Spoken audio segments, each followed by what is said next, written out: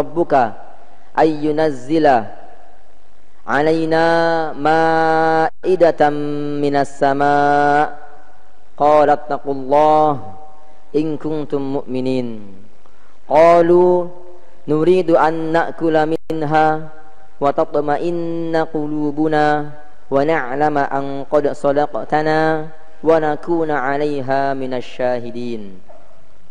Qala Isa ibn Maryam Allahumma rabbana anzil 'alaina ma'idatan minas sama'i takunu lana 'idan li awwalina wa akhirina wa ayatan minka warzuqna wa anta khairur raziqin. Qala Allahu inni munazziluha 'alaikum faman yakfur ba'du minkum fa inni u'adzibuhu 'adzaban la u'adzibuhu ahadan minal 'alamin. Allah Subhanahu wa taala berfirman dalam surat Al-Maidah ayat 111. Ini bercerita tentang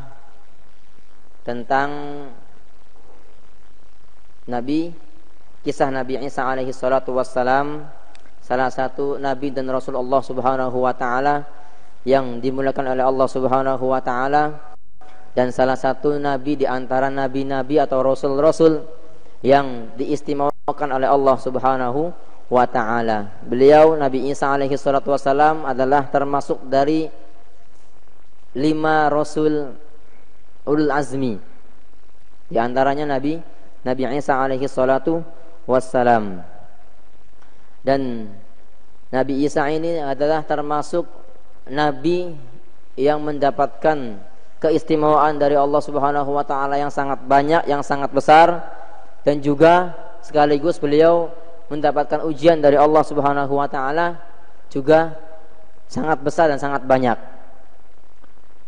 Dalam ayat ini Allah Subhanahu wa taala menjelaskan kepada kita semuanya bahwasanya Nabi Isa ini, di sini ada kelompok pengikut Nabi Isa. Nanti dibagi menjadi 3 golongan, 3 kelompok pengikut Nabi Isa alaihi salatu wassalam. Nah, di sini dalam ayat sebelumnya dijelaskan bahwasanya Nabi Isa alaihi salatu wassalam dan juga pada umumnya nabi-nabi terdahulu itu ditanya oleh Allah Subhanahu wa taala tentang apa? Tentang bagaimana hasil dari dakwah nabi-nabi atau rasul-rasul yang selama ini mereka berdakwah. Ya. Semua nabi, semua rasul itu akan ditanya oleh Allah Subhanahu wa taala, dan para rasul Allah Subhanahu wa taala itu akan menjawabnya dengan jawaban yang begitu sangat tawadhu'nya. Ya, yaitu mereka menyerahkan kepada Allah Subhanahu wa taala, dan mereka berkata bahwasanya Engkau ya Allah lebih tahu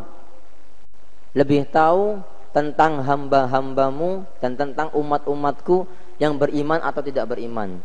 Karena nabi tidak bisa, Nabi menjawab dengan tawadhu'nya. Nabi-nabi dan rasul-rasul menjawab kalau seandainya mereka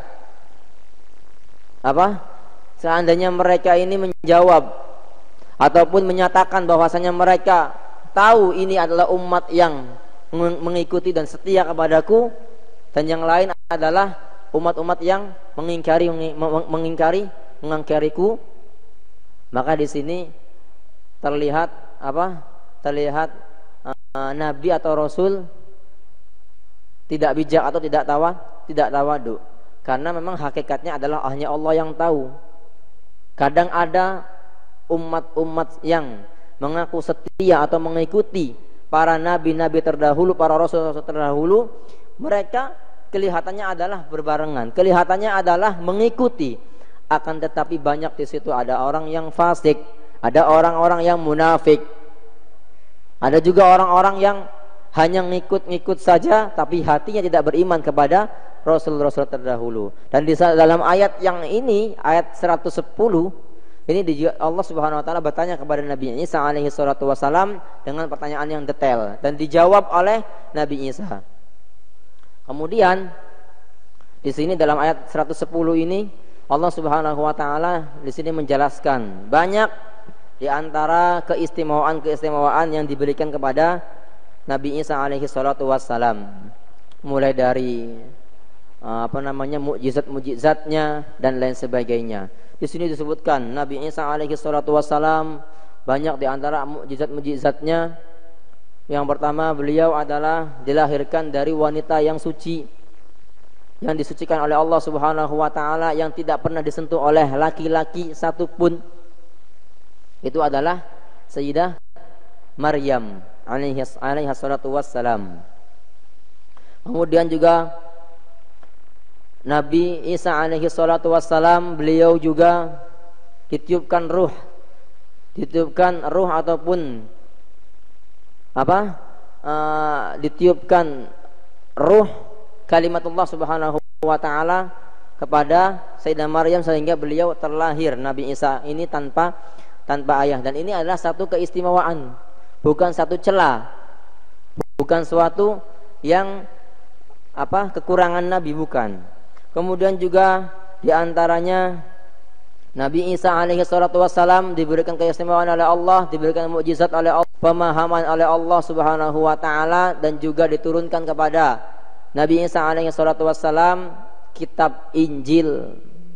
Sekaligus beliau ini diberikan pemahaman oleh Allah Subhanahu wa taala, mengerti isi dalam kandungan kitab Taurat yang diturunkan kepada Nabi Musa. Wa id 'allamtukal kitaba wal hikmata wat taurata wal injil. Di sini Nabi Isa diberi keistimewaan memahami kitab Injil yang diturunkan kepada beliau Nabi Isa, dan juga kitab sebelumnya, yaitu yang diturunkan kitab Taurat yang diturunkan kepada Nabi Musa, beliau dipahamkan. Ya, sama seperti Nabi Muhammad SAW, beliau memahami semua kitab. Ya, baik kitab Taurat yang diturunkan kepada Nabi Musa, kitab Injil yang diturunkan kepada Nabi Isa, kitab Zabur yang diturunkan kepada Nabi Dawud alaihi salatu wassalam, dan juga pada kitab-kitab yang lainnya juga Nabi Muhammad dipahamkan oleh Allah Subhanahu wa taala. Kemudian Nabi Isa juga diberikan mukjizat oleh Allah Subhanahu wa taala berupa keistimewaan yang tidak dimiliki oleh manusia biasa. Mukjizat yang kelihatan. Ini biasanya kalau Allah Subhanahu wa taala memberikan mukjizat kepada nabi-nabi dan rasul-rasul, ini untuk apa?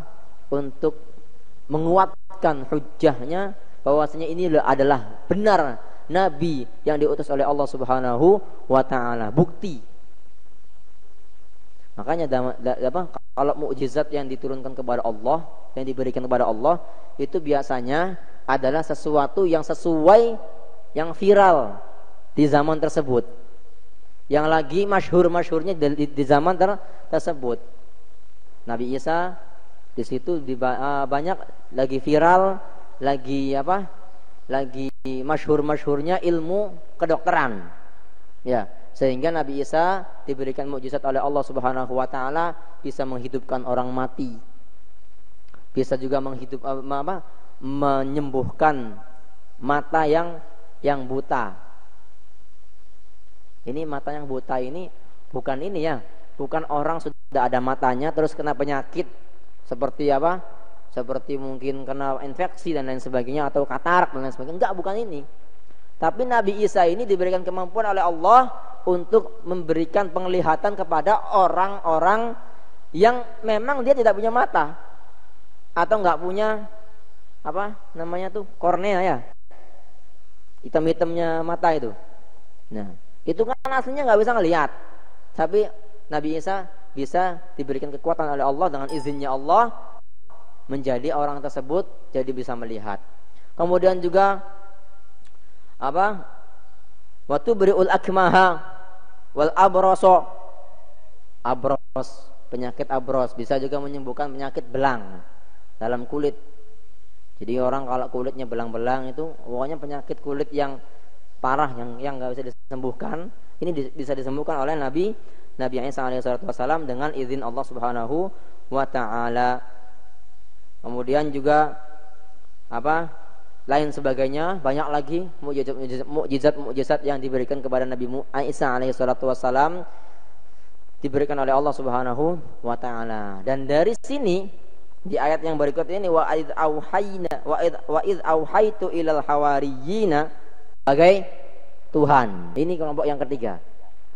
Ya, jadi ada kelompok yang mendustakan, ada kelompok yang setia dan juga percaya beriman bahwasanya Nabi Isa itu nabi, dan juga ada kelompok yang ketiga, mereka mempercayai Nabi Isa adalah sebagai Tuhan.